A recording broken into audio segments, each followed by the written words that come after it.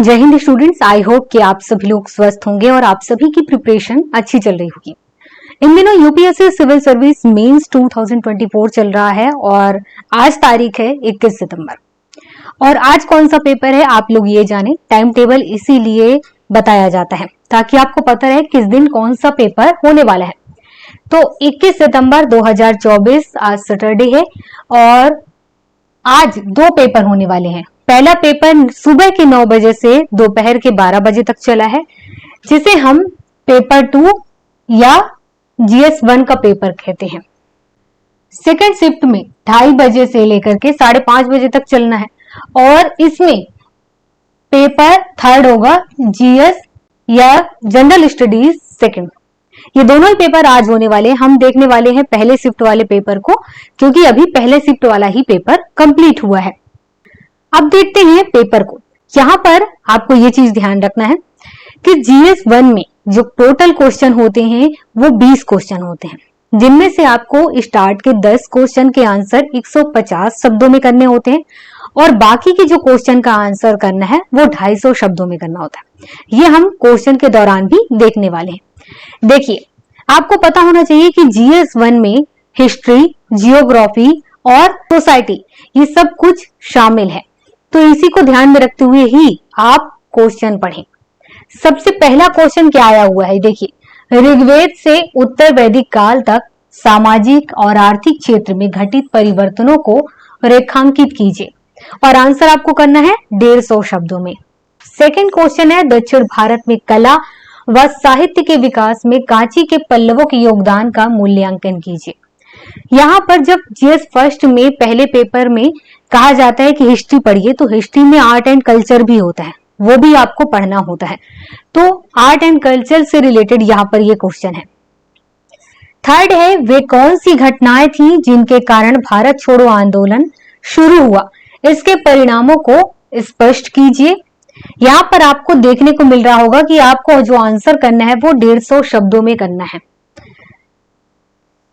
चौथा क्वेश्चन है, समुद्री सतह के तापमान में वृद्धि क्या है, यह उष्णकटिबंधीय चक्रवातों के निर्माण को कैसे प्रभावित करता है, और ये क्वेश्चन है जियोग्राफी से। क्वेश्चन नंबर 5 है, छोटे शहरों की तुलना में बड़े शहर अधिक प्रवासियों को क्यों आकर्षित करते हैं, विकासशील देशों की स्थितियों के आलोक में इसकी विवेचना कीजिए। इसके आगे 6 नंबर का क्वेश्चन है, बादल फटने की परिघटना क्या है, व्याख्या कीजिए। इसके बाद है 7वें नंबर में जनसांख्यिकी क्षेत्र, जिसे डेमोग्राफिक विंटर बोलते हैं, इसकी अवधारणा क्या है, क्या यह दुनिया ऐसी स्थिति की ओर अग्रसर है, विस्तार से बताइए। 8वें नंबर का क्वेश्चन है, लैंगिक समानता, लैंगिक निष्पक्षता एवं महिला सशक्तिकरण के बीच अंतर को स्पष्ट कीजिए। कार्यक्रम की परिकल्पना और कार्यान्वयन में लैंगिक सरोकार को ध्यान में रखना क्यों महत्वपूर्ण है। और यहाँ तक सभी के आंसर आपको कितने 150 शब्दों में करना है और सभी क्वेश्चन 10-10 नंबर के हैं। इसके बाद 9वें नंबर का क्वेश्चन है, समान सामाजिक आर्थिक पक्ष वाली जातियों के बीच अंतर जातीय विवाह कुछ हद तक बढ़े हैं, किंतु अंतर धार्मिक विवाहों के बारे में यह कम सच है, विवेचना कीजिए। क्वेश्चन नंबर 10 है, विकास के सामाजिक आर्थिक मुद्दों से निपटने में सरकार, गैर सरकारी संगठनों व निजी क्षेत्रों के बीच किस प्रकार का सहयोग सर्वाधिक उपयोगी होगा। और यहाँ तक देखिए 10 नंबर तक के जो क्वेश्चन है वो 150 शब्दों में लिखना है। क्वेश्चन के जो मार्क्स है वो 10 नंबर के हैं।